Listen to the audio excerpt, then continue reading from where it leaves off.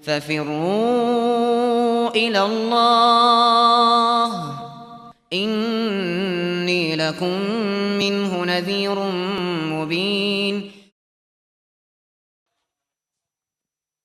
Bismillahirrahmanirrahim. Alhamdulillahirabbil alamin. Wassalatu wassalamu alal mab'uutsi rahmatan lil alamin. Nabiyina Muhammad wa ala alihi wa sahbihi wa man tabi'ahum bi ihsanin ila yaumiddin, amma ba'd.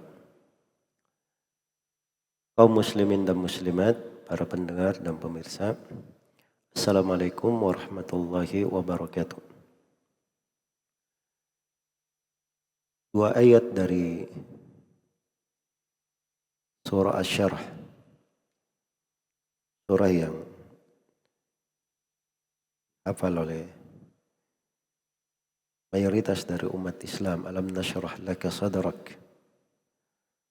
Ada dua ayat yang terakhirnya, tepatnya ayat yang ke-7 dan ayat yang ke-8,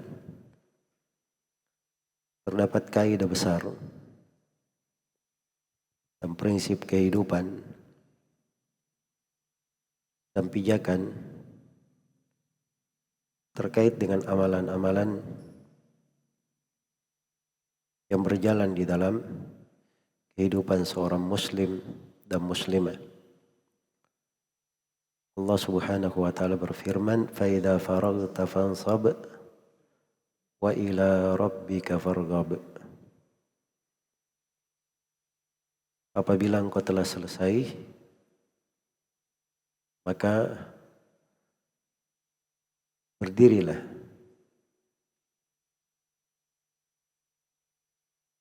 bersusah payahlah setelahnya dengan beramal. Wa ila rabbika farghab, dan kepada Rabbmu lah hendaknya engkau selalu berharap.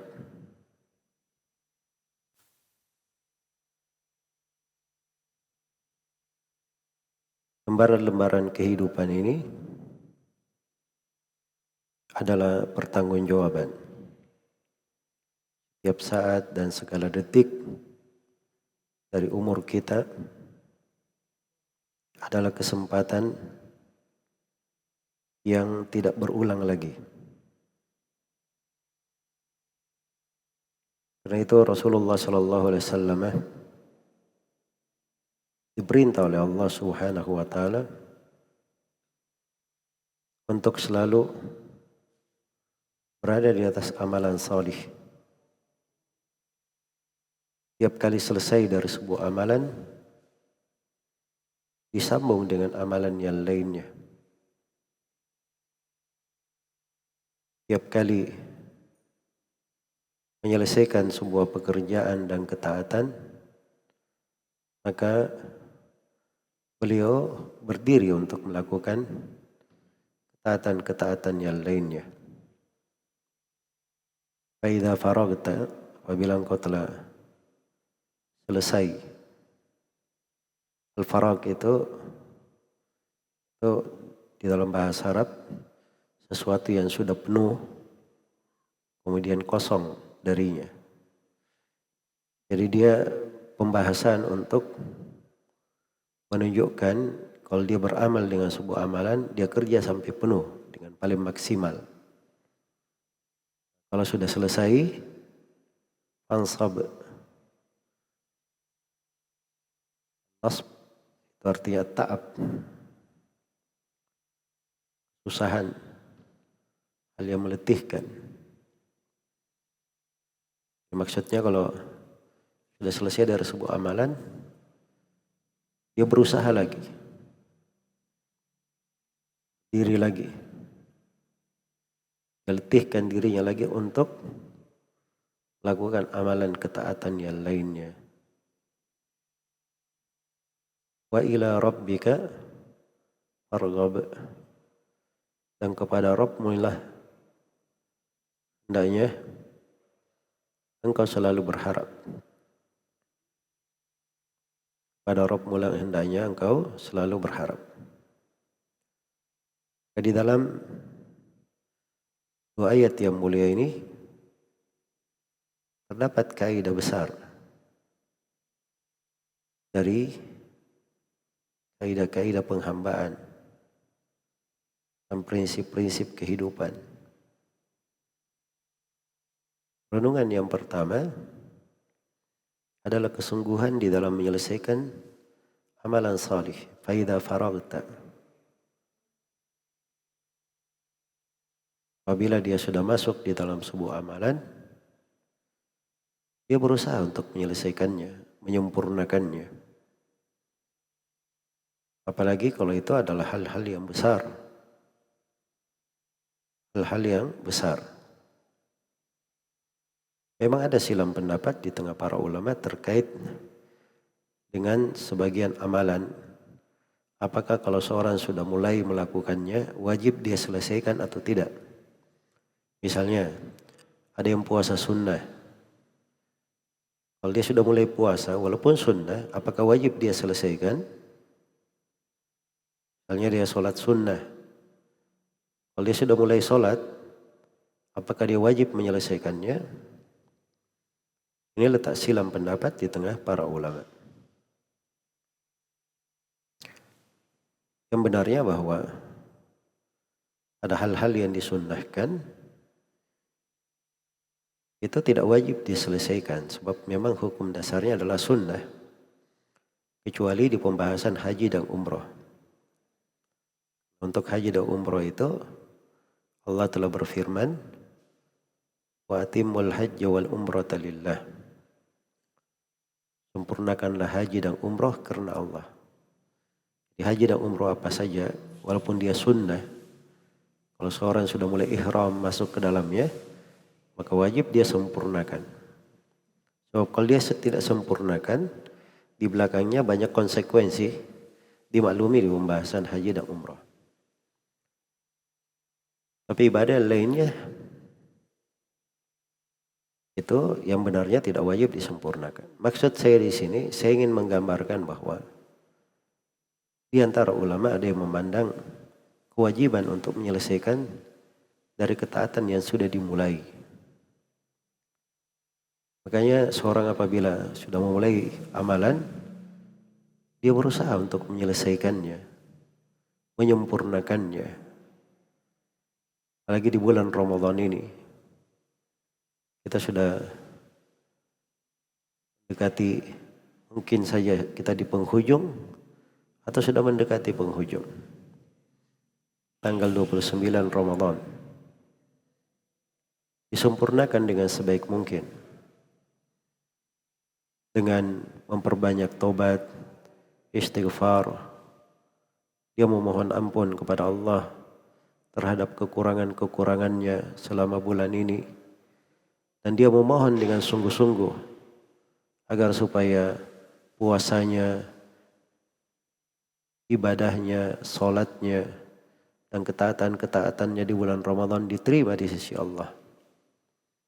Dan dia memohon dengan sungguh-sungguh agar supaya dia digolongkan kepada orang-orang yang bertakwa.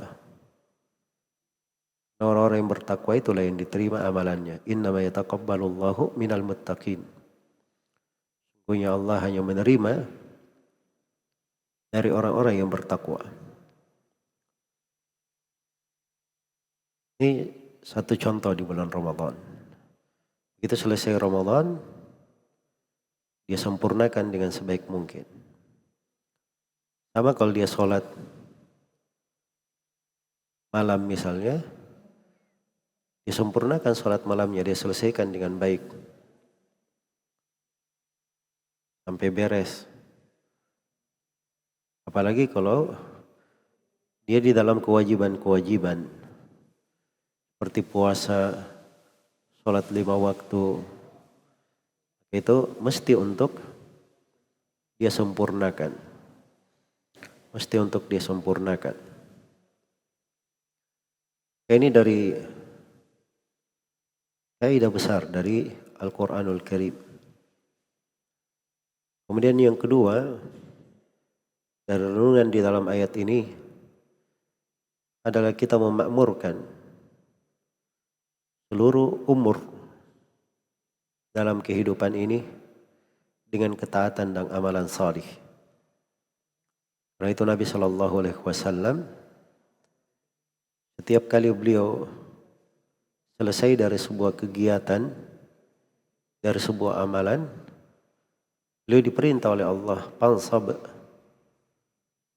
untuk segera menegakkan amalan yang lain. Bahasa ayat itu fansab pakai fa. Maksudnya segera, tidak ada jeda. Langsung dia sambut.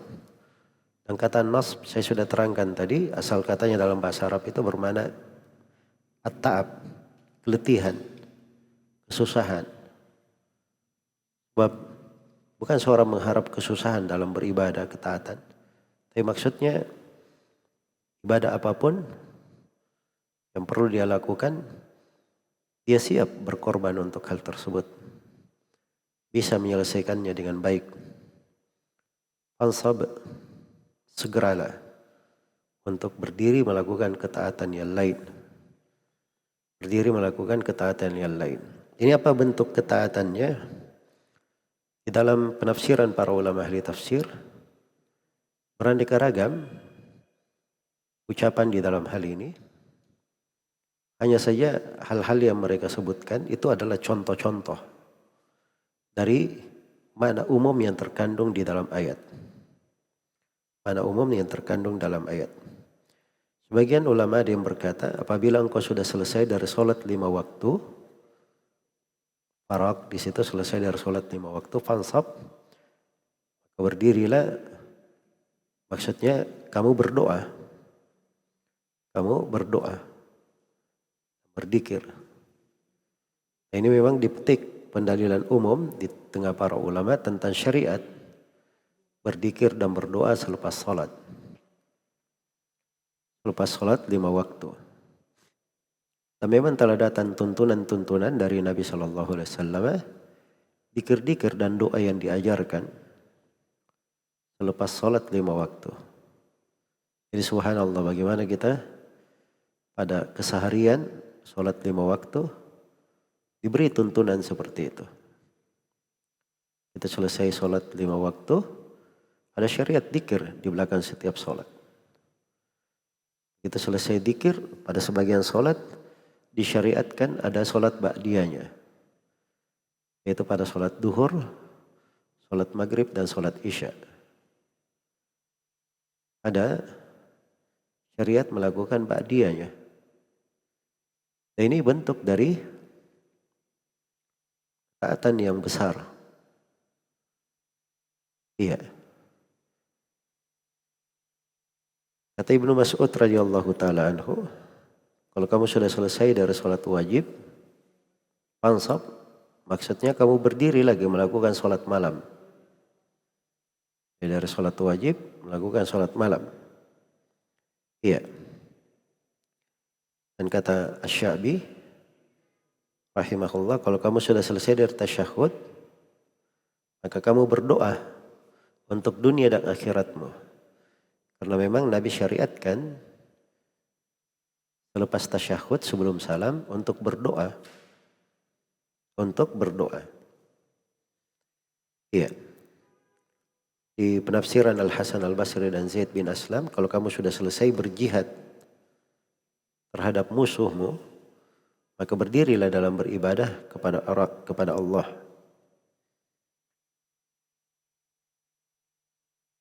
Dari Mujahid, kalau kamu selesai dari sebuah amalan dunia, maka berdirilah dalam ibadah kepada Allah, lakukan sholat. Iya.